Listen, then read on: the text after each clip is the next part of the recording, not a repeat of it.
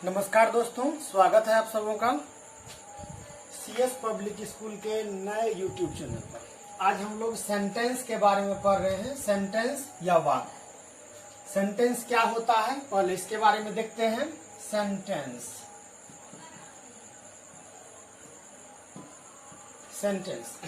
यदि दो या दो से अधिक शब्दों को किसी निश्चित क्रम में रखा जाए जिससे कि वह कोई अर्थ व्यक्त करे, तो इस प्रकार से लिखे हुए शब्दों के समूह को हम लोग वाक्य कहते हैं। ये अनगिनत और असंख्य प्रकार के हो सकते हैं। इसके कुछ उदाहरण के तौर पर, जैसे मान लीजिए मैं बोलता हूँ, यह हम लोग सेंटेंस के बारे में पढ़ रहे हैं, तो यह भी एक अपने आप में वाक्य है। इस तरह से आप अपने दैनिक जीवन में या फिर किताब आदि में जहाँ कहीं भी आप कहीं पर भी पढ़ते हैं या फिर कुछ भी करते हैं, हमेशा आप सेंटेंस का प्रयोग करते हैं या फिर वाक्य का प्रयोग करते हैं। वाक्य कई प्रकार के होते हैं। इसका पहला प्रकार होता है असर्टिव, उसके बाद इंट्रोगेटिव, इंपेरेटिव, ऑप्टेटिव, एक्सक्लेमेटरी। इसमें आप सब में सेंटेंस लगा लीजिए। Assertive sentence, interrogative sentence, imperative sentence, optative sentence और एक्सक्लेमेटरी सेंटेंस। अब हम लोग देखते हैं कि ये होते हैं क्या। पहले तो हम लोगों को ये ध्यान रखना होगा कि हम लोग जो कुछ भी लिखते पढ़ते वगैरह हैं, हम लोग सब कुछ यह छोटे छोटे वाक्य खंड में करते हैं। और जब हम लोग उसके बारे में पढ़ते हैं, जानकारी लेते हैं, तो हमें यह अमुक बातें पता होनी चाहिए कि कौन से सेंटेंस कहाँ से आए हैं, और जब हम वाक्य आदि प्रयोग करेंगे तो किस सेंटेंस का कहाँ हमें प्रयोग करना होता है। चलिए हम लोग पहले शुरू करते हैं असर्टिव से।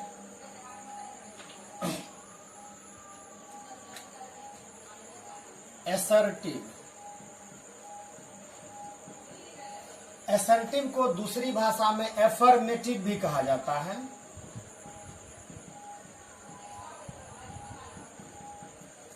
एफर्मेटिव, और ये असर्टिव सेंटेंस या तो एफर्मेटिव हो सकते हैं या ये हो सकता है एफर्मेटिव या निगेटिव।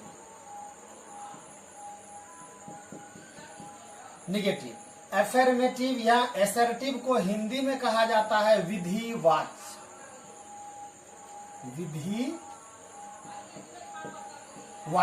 एफर्मेटिव को कहते हैं स्वीकारात्मक और निगेटिव को कहते हैं नकारात्मक। तो इससे क्या होता है, जब भी हम लोग कोई वाक्य लिखते हैं तो वो असर्टिव, यानी कहने का मतलब ये कि नॉर्मल भाव में हम क्या कह सकते हैं, जिसका बनावट subject plus verb plus object हो। इस तरह के जो वाक्य होते हैं तो उसे हम लोग असर्टिव में होना समझते हैं। और असर्टिव वाक्य जब वह subject plus verb plus object के रूप में बना हुआ होगा तो इसके ठीक बाद फुल स्टॉप अवश्य ही आएगा। जैसे मान लीजिए मैं लड़का हूं, I am a boy, this is a board, this is a pen. इस तरह से कुछ भी कहा जाए तो यह अपने आप में एक असर्टिव वाक्य होगा। अब ये असर्टिव वाक्य जो होते हैं, इसको दो वर्गों में जब बांटते हैं, एफर्मेटिव और निगेटिव, तब ये वाक्य कहलाता है स्टेटमेंट।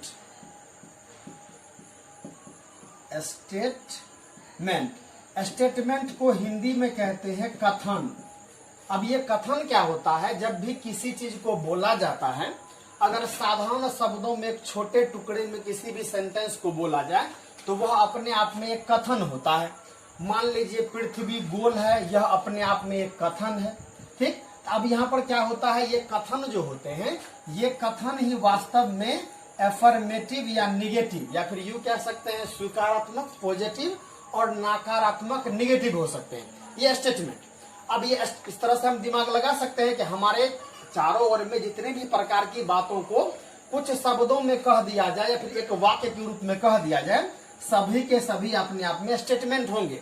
जैसे मान लीजिए बिहार में 38 जिले हैं, यह भी अपने आप में कथन है। ठीक, इसी प्रकार से मान लेते हैं भारत कई सारे भाषाओं का मिला जुला देश है, यह भी अपने आप में एक कथन है। इस तरह से हम कह सकते हैं अंग्रेजी एक भाषा है, यह भी अपने आप में एक कथन है। इस तरह से जब भी अगर मान लीजिए कुछ भी इस तरह से लिखा जाए तो उसको हम असर्टिव वाक्य में होना समझेंगे। अब इसके बाद ये तो देख लिए सब्जेक्ट प्लस वर्ब प्लस। इसमें ध्यान क्या रखना है कि जब भी इस तरह का वाक्य अगर बनेगा तो इसके ठीक बाद फुल स्टॉप का होना आवश्यक होगा। अब यहाँ पर सब्जेक्ट वर्ब ऑब्जेक्ट क्या होता है, तो इसमें ध्यान क्या रखना होता है, यदि कर्ता एक वचन का होता है तो इसमें वर्ब भी एक वचन के देने होते हैं, और यह ऑब्जेक्ट जो होता है कर्म, यह इन दोनों से स्वतंत्र होता है। यानी कहने का मतलब यह है कि एक वचन के कर्ता के साथ बहुवचन का ऑब्जेक्ट आ सकता है या कर्म आ सकते हैं, लेकिन एक वचन का अगर कर्ता होगा तो एक वचन का ही वर्ब आएगा। इसके लिए एक छोटा सा ट्रिक होता है, ये सिंगुलर सब्जेक्ट तो इसमें प्लस सिंगुलर वर्ब, इसी प्रकार से प्लुरल सब्जेक्ट तो इसमें प्लस प्लुरल वर्ब। यानी कहने का मतलब अगर एक वचन का कर्ता होगा तो एक वचन का वर्ब देना है, और बहुवचन का कर्ता होगा तो बहुवचन का वर्ब देना है। इसी प्रकार से प्लुरल अगर कर्ता होगा, प्लुरल यदि सब्जेक्ट होगा तो प्लुरल इसमें वर्ब भी जोड़ देना है। इस तरह से आप इसे बना पाएंगे। अब इसके बाद बढ़ते हैं हम लोग असर्टिव सेंटेंस के बाद इंट्रोगेटिव सेंटेंस पर। चलिए क्या देखा हमने, असर्टिव सेंटेंस विधिवाचक होता है। इसमें दो प्रकार के वाक्य आते हैं, एफर्मेटिव स्वीकारात्मक, निगेटिव नकारात्मक।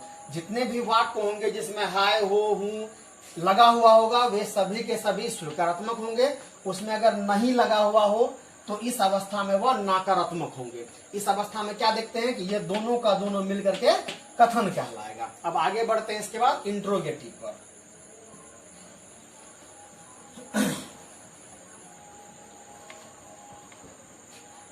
इंट्रोगेटिव सेंटेंस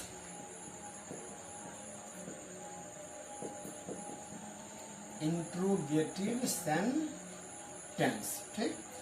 इंट्रोगेटिव सेंटेंस को हिंदी में कहते हैं प्रश्नवाचक वाक्य। जैसा कि नाम से ही मालूम पड़ता है प्रश्नवाचक। और यहाँ पर इंट्रो का मतलब होता है, मूल रूप से इंट्रो का मतलब होता है किसी से पात्र परिचय करवाना, और इंट्रोगेटिव यानी कि जो आपको किसी दूसरे की जानकारी मुहैया कराए, उपलब्ध कराए, उसे हम इंट्रोगेटिव सेंटेंस या फिर प्रश्नवाचक वाक्य कहेंगे। अब ये इंट्रोगेटिव सेंटेंस जो होते हैं यह कुछ मूल प्रकार के शब्दों के साथ ही मिलकर के बने हुए होते हैं। इसका पहला जो प्रकार होता है इंट्रोगेटिव सेंटेंस का, प्रश्न वाले, ये जिसके जो पहले प्रकार होते हैं ये हो सकते हैं ओपन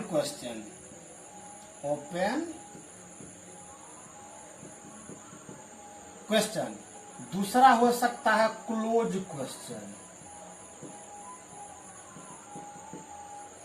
ओपन क्वेश्चन और क्लोज क्वेश्चन। और जो ओपन क्वेश्चन होता है, जो क्लोज क्वेश्चन होता है, इसे कई बार यस नो,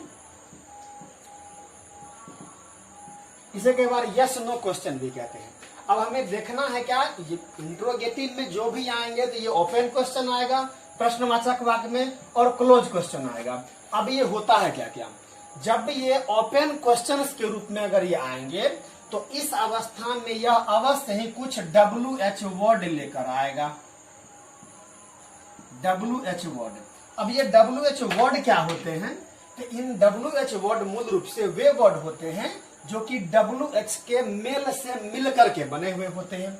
जैसे इसमें WHAT व्हाट का मतलब क्या, WHO हु माने कौन, WHY व्हाई माने क्यों, WHEN व्हेन माने कब, WHERE वेयर का मतलब कहाँ, WHOM हुम का मतलब किसे, WHOSE हुज का मतलब किसका। इसी प्रकार से एक पर्याप्त है। ठीक, ये सभी के सभी शब्द जो है ये WH वर्ड है। इन सभी शब्दों के द्वारा जब किसी प्रश्न को किया जाता है तो इस स्थिति में जब ये प्रश्न बनते हैं तो इस तरह के प्रश्नों को कहते हैं हम लोग ओपन क्वेश्चन। क्यों कहते हैं ओपन क्वेश्चन, क्योंकि इन प्रश्नों के द्वारा स्पष्ट रूप से दूसरों से प्रश्न पूछा जाता है, और जो प्रश्न पूछे जाते हैं उस प्रश्न का आप उत्तर हाँ नहीं में नहीं दे सकते। इसी कारणवश से इसे ओपन क्वेश्चन कहते हैं। जैसे व्हाट इज योर नेम, आपका नाम क्या है, तो इस स्थिति में आप हो नहीं उसे नहीं कह सकते, आपको पूरा का पूरा कहना होगा my name is Mukul, my name is Khan, मैं कुछ भी इस तरह से वो आपको बताना होगा। Who is your father, why are you crying, तुम क्यों रह रहे हो, when do you get up, तुम कब जगते हो, where do you go to Patna, तुम पटना कब जाते हो, कहाँ जाते हो पटना।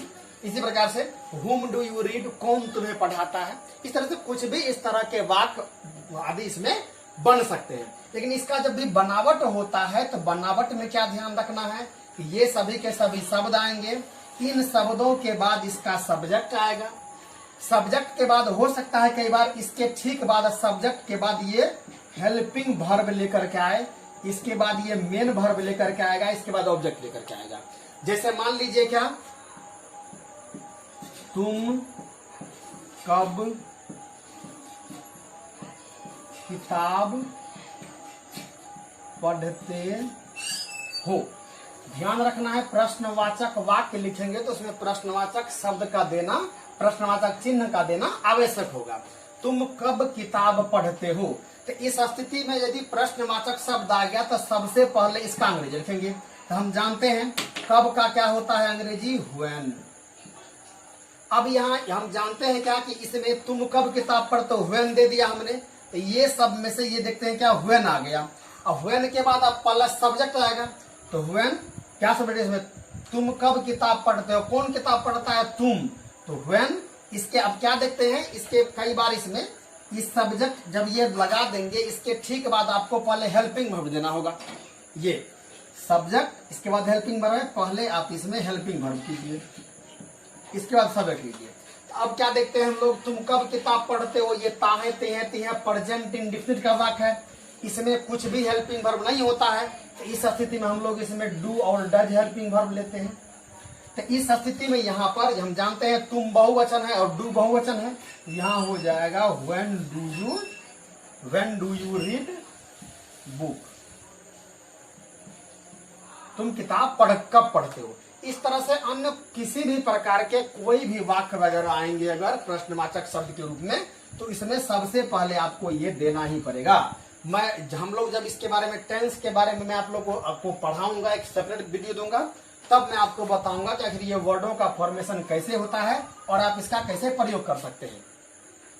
फिर इसके बाद क्या होता है, जब हम क्लोज क्वेश्चन की बात करते हैं, अब क्या देखते हैं, तुम कब किताब पढ़ते हो, आपको बताना होगा, मैं शाम में पढ़ता हूँ, मैं सुबह में पढ़ता हूँ, मैं ये करता हूँ। इस तरह से कोई भी यहाँ पर शब्द ले लिया जाए तो इसका उत्तर आप हो नहीं में नहीं दे सकते। इसलिए क्या कहते हैं इसे, ओपन क्वेश्चन।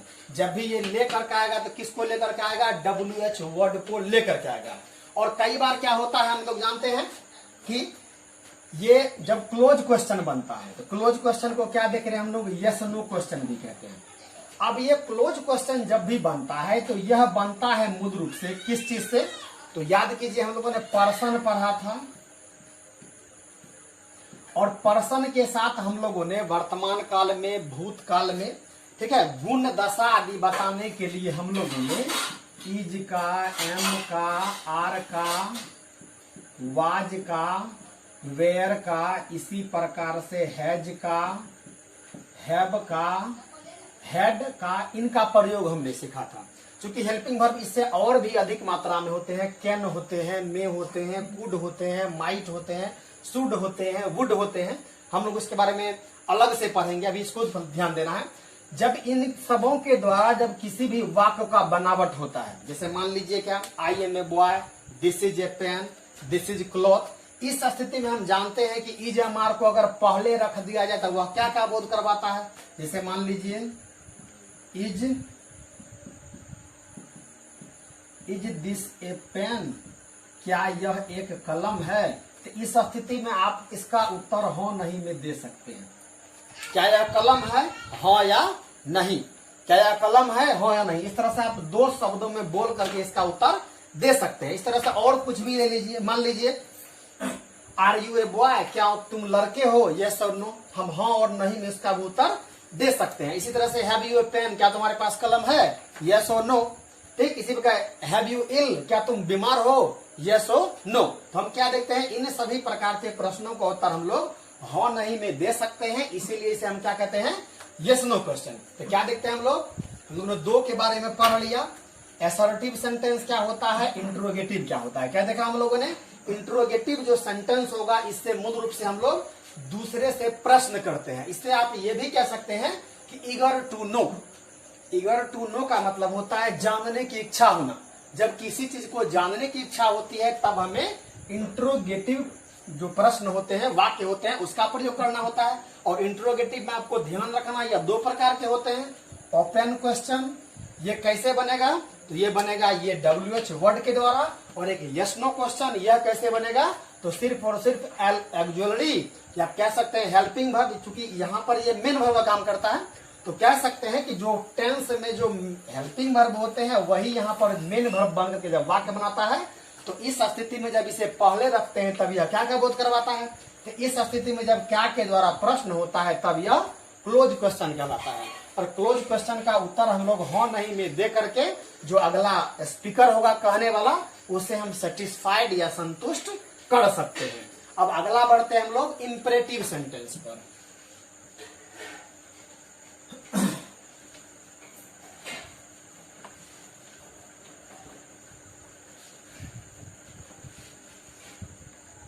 इंपेरेटिव सेंटेंस, तीसरा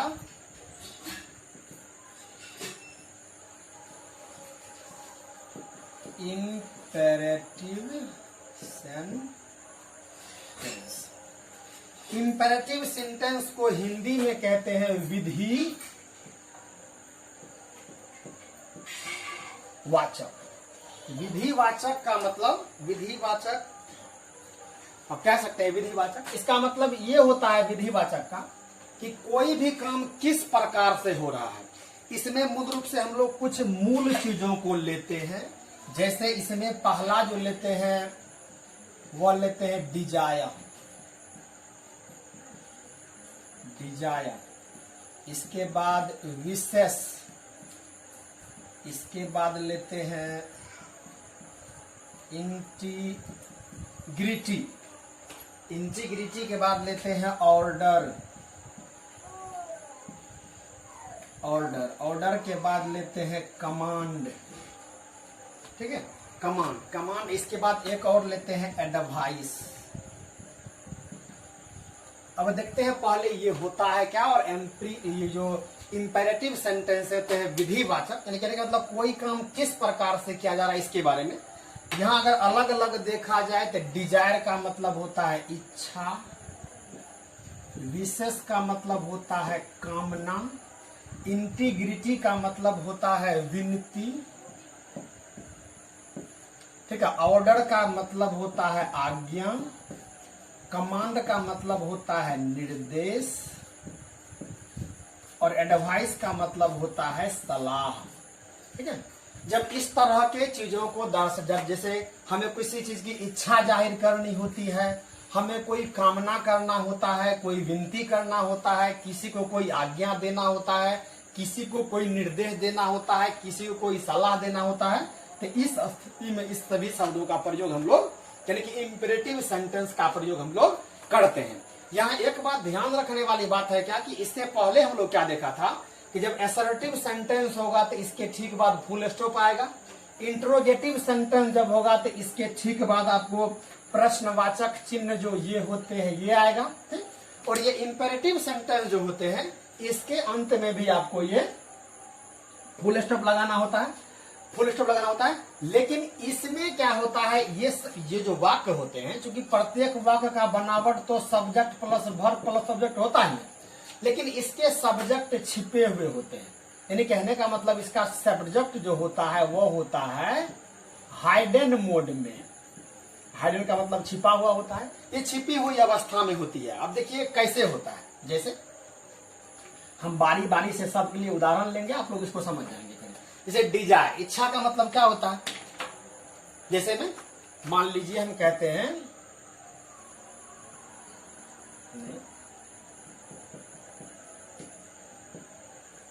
लिव लॉन्ग, इस स्थिति में यू मे लिव लॉन्ग, ठीक है, मे लिव लॉन्ग, यहाँ पर मे भी लगा सकते हैं, लिव लॉन्ग ऐसे भी लिख सकते हैं। इसके बाद इच्छा, और मान लीजिए जैसे में आई विश, मान लीजिए मेरी इच्छा हो रही है, I wishes I can fly in the sky, मेरी इच्छा है कि मैं आसमान में उड़ूं।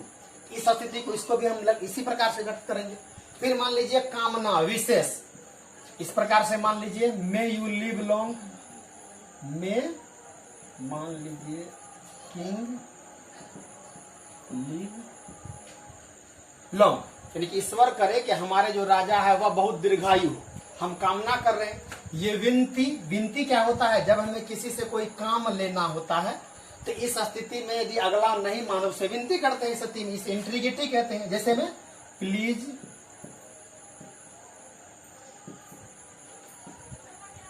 गिव मी योर पेन, कृपया करके अपना पेन दे दीजिए, या फिर please help me, kindly help me. यहाँ ध्यान रखना है क्या, ये प्लीज और ये जब किसी से हम अगर हम इंट्रीगेटी करते हैं, विनती करते हैं, इसके लिए दो शब्द लेते हैं, एक प्लीज और एक शब्द आता है काइंडली। एक प्लीज आता है और एक शब्द आता है काइंडली। यहाँ ध्यान रखना है, यदि आप प्लीज कहते हैं तो इसका मतलब यह है कि जैसे please give me your pen, चलिए कृपया करके अपना पेन कलम दे दीजिए। और अगर मैं कहूं कि kindly give me your pen, इसका मतलब ये होगा कि आप मुझे कलम कृपा करके दे ही दीजिए, यानी कहने का मतलब मैं आपसे विनती करता हूं। इसी प्रकार से प्लीज का प्रयोग आप सामान्य रूप से कर सकते हैं। और यदि किसी को, यानी कहने का मतलब अधिक मात्रा में पोलाइट दिखाना हो, किसी के लिए पोलाइट दिखाना हो, तो इस अवस्था में इसका प्रयोग आप कर सकते हैं। फिर क्या होता है? ऑर्डर, आज्ञा। ये आज्ञा क्या होता है?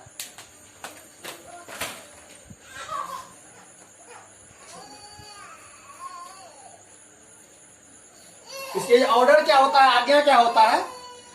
आज्ञा क्या होता है? जब हम किसी को किसी चीज के लिए आज्ञा देते हैं, जैसे में कम है, यहां आओ, गो देयर, वहां जाओ, सिट डाउन, बैठ जाओ, डोंट मेक ए नॉइज, हल्ला मत करो, इस स्थिति में ये सब ऑर्डर हो जाता है।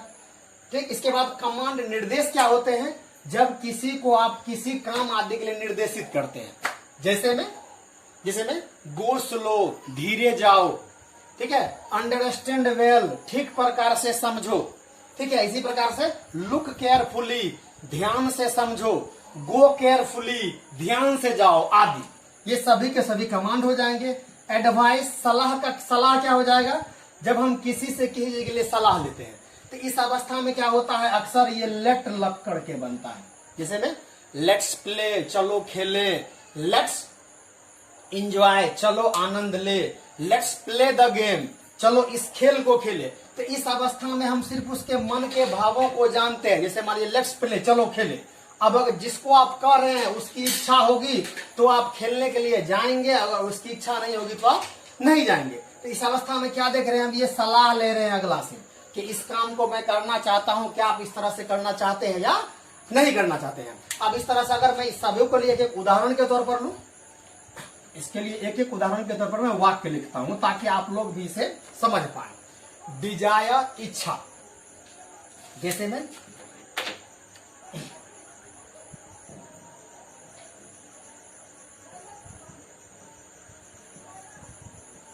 मे आई हैव ए, कुछ भी लीजिए, मे आई हैव ए ट्रेन, इच्छा दर्शा रहे, काश मेरे पास एक ट्रेन हो जाए। विशेष कामना, मान लीजिए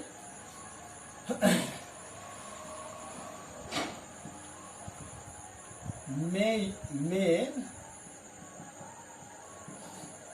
इंडिया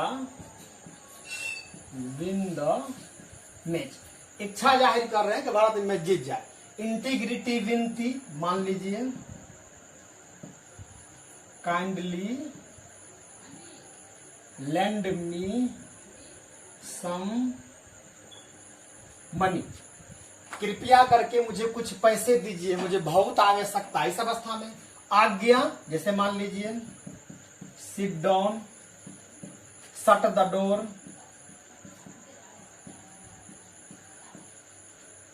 शट द डोर, इस तरह से, ठीक, sit down, shut the door, bring glass of water, ठीक है, लुक है, गो है, डोंट गो है, इस सभी प्रकार के आज्ञा हो जाएंगे।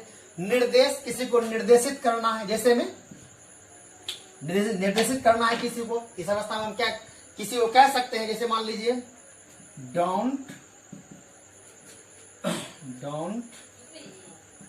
मेक फूल, मूर्ख मत बनो, इसी प्रकार से और निर्देशित कीजिए। गो स्लो, धीरे जाओ, गो स्विफ्ट, तेज जाओ। एडवाइस, सलाह दे सकते हैं, जैसे मान लीजिए कम एंड प्ले, आओ और खेलो। इसी प्रकार से मान लीजिए लेट्स सिंग चलो गाएं,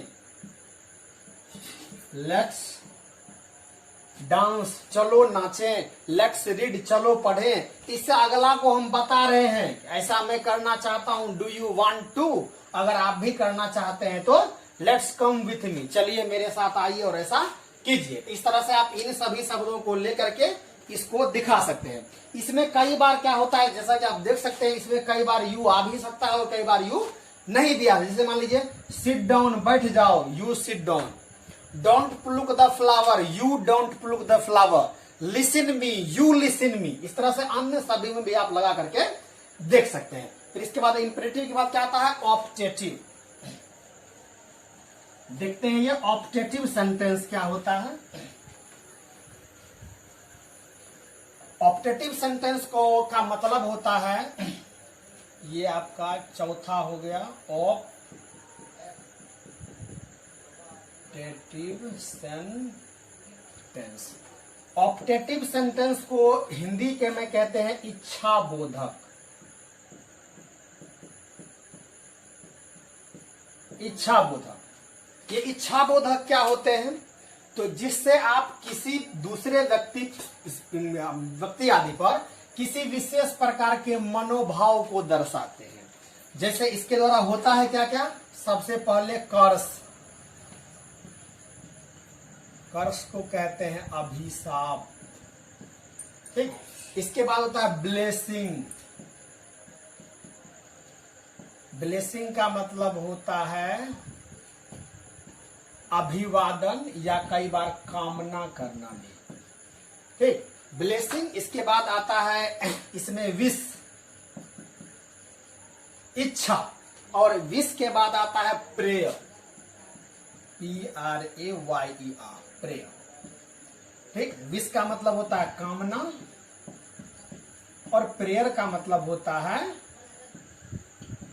प्रार्थना, ठीक।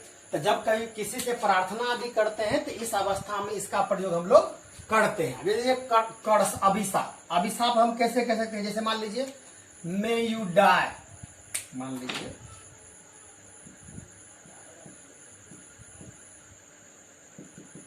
मे यू डाई ऑफ कैंसर, भगवान करे तुम कैंसर से मर जाओ।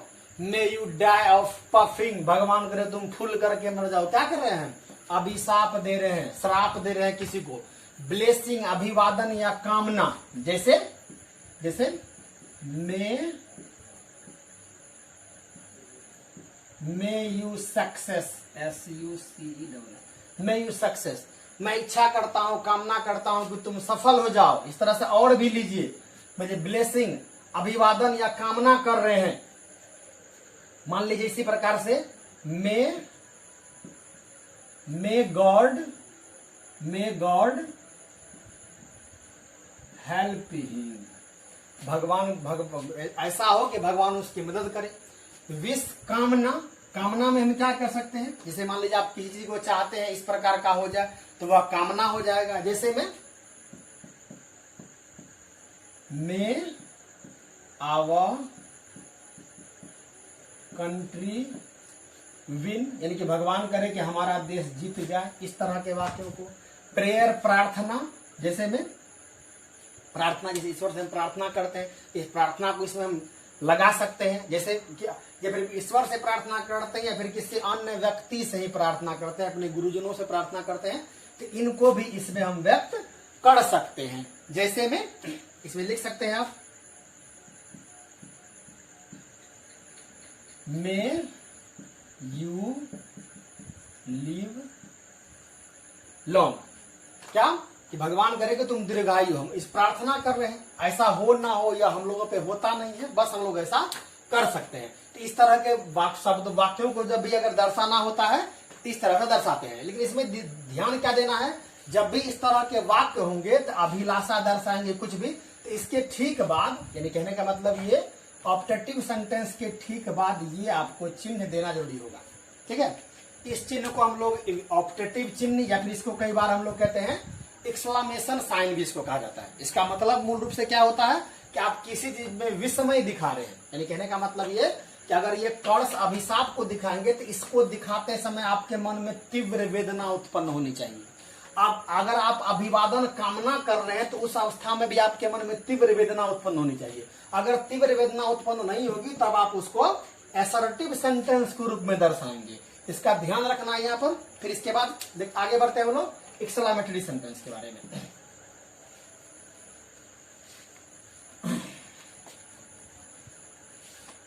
चलिए बढ़िए, एक्सक्लेमेटरी सेंटेंस।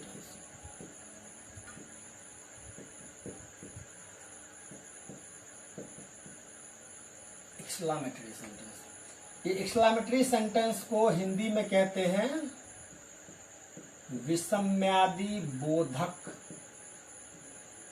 वाक्य। अब ये विषम्यादि क्या होता है? तो वैसा वाक्य या फिर उस तरह का कोई भी भाव जिसको व्यक्त करने के साथ ही मन में किसी भी प्रकार का एक तीव्र वेदना उत्पन्न हो जाए, जिससे मन काफी मात्रा में खुश हो जाए या काफी मात्रा में दुखी हो जाए, तो इस प्रकार के जो वाक्य होते हैं उसे एक्सक्लेमेटरी सेंटेंस या विषम्यादि बोधक वाक्य कहते हैं। इस तरह के जो वाक्य होते हैं उसका एक पहचान होता है कि यह हमेशा ही एक्सक्लेमेशन वर्ड से ही शुरू होते हैं।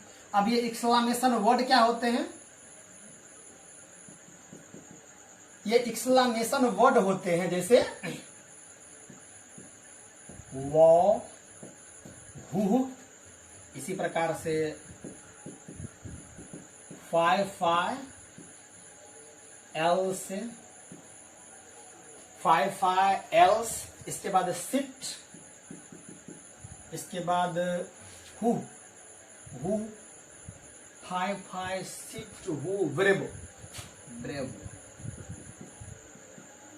Bravo it is. यहां ध्यान रखना है, जब कोई मन में तीव्र वेदना हो, जैसे मान लीजिए वाओ व्हाट अ शॉट, यानी कि कोई व्यक्ति मान लीजिए कोई खिलाड़ी खेल रहा है, हम इसको प्रशंसा के तौर पे क्या wow wow what a beautiful, वाह कितनी सुंदर है। हु, इसका प्रयोग हम लोग मूल रूप से कहते हैं जब हम किसी चीज से खुन्नस दिखाते। हु, यदि कहने का मतलब मान लीजिए किसी के मैं कहता हूं कि I am writing so beautiful, मुझे लगता है कि मैं अच्छा लिखता हूं, कोई कहता है अच्छा नहीं है, तो मैं उसे देख करके इस तरह चिढ़ करके हूं, इस तरह से।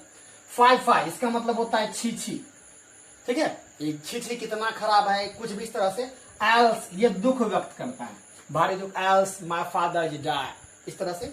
सिट, ये क्या होता है? जब किसी इस प्रकार का भावना उत्पन्न होता है जिसका हम तुरंत कामना नहीं करते हैं लेकिन वो हो जाए, मान लीजिए मैं कलम को खोलने का प्रयास कर टूट जाए, सिट, ठीक है, इस तरह से व्यक्त कर सकते हैं। ब्रेवो, जब कोई व्यक्ति बहादुरी का काम करता है तब उस स्थिति में ब्रेवो का हम लोग प्रयोग करते हैं। अब हम लोग एक एक का उदाहरण के तौर पर इस पे लेते हैं। जैसे मान लीजिए wow, wow India won the match, कुछ भी अगेंस्ट पाकिस्तान, अगेंस्ट ऑस्ट्रेलिया, कुछ भी हो सकता है। हु, यहां ध्यान रखना है, ये हु शब्द जो है इसका प्रयोग लिखते समय अक्सर नहीं होता है, बोलते समय स्पोकन इंग्लिश में इसका अधिक मात्रा में प्रयोग होता है, लेकिन फिर भी मैं आप लोगों को बना के दिखाता हूं इसके बारे में। हु,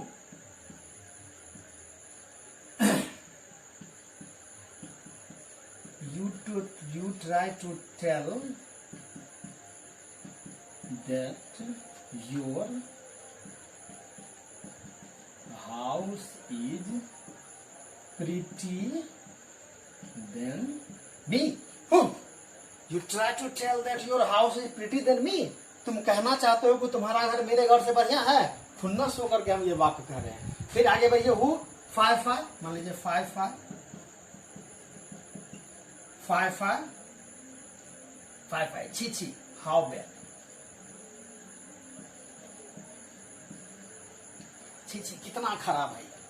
एल्स, ये दुख व्यक्त करता है, else my father is died, ठीक है, मैं जो दुख व्यक्त कर रहा हूं कि मेरे पिताजी मर गए। इसी प्रकार sit, sit, I broke the chair, यानी कि मैं खुद से खुंदक हो रहा हूं। Sit, I broke the chair, ये मैं खुद से खुंदक हो रहा हूं कि मैंने किस प्रकार से किया कि मैंने कुर्सी को तोड़ दिया।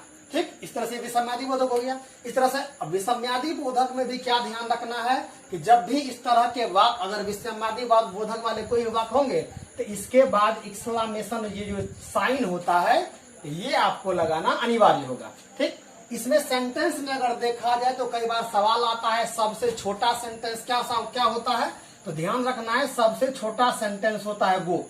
ठीक है, इस तरह से ध्यान रखना है क्या कि जब कभी हम लोग किसी को कमांड करते हैं, निर्देशित करते हैं, जिसके बारे में हम लोगों ने इंपेरेटिव सेंटेंस में, ऑप्टेटिव सेंटेंस में देखा था।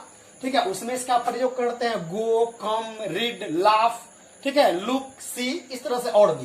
ठीक, आप इसको बारी बारी से देखते रहे और जब कभी भी आप किताब पढ़े या फिर कुछ भी करें तो उसमें देखें कि जब वाक्य समाप्त हुआ है तो उसके बाद कौन से अंतिम में चिन्ह का प्रयोग किया गया है, वह फुल स्टॉप है या क्वेश्चन मार्क है या एक्सक्लेमेशन मार्क है या फुल स्टॉप है, और जो हो उसके अनुसार से तब उसका मतलब निकालने का प्रयास कीजिए। अगर आप ऐसा करेंगे तो आप इसे बेहतर ढंग से समझ पाएंगे और बेहतर ढंग से लिख और पढ़ भी पाएंगे।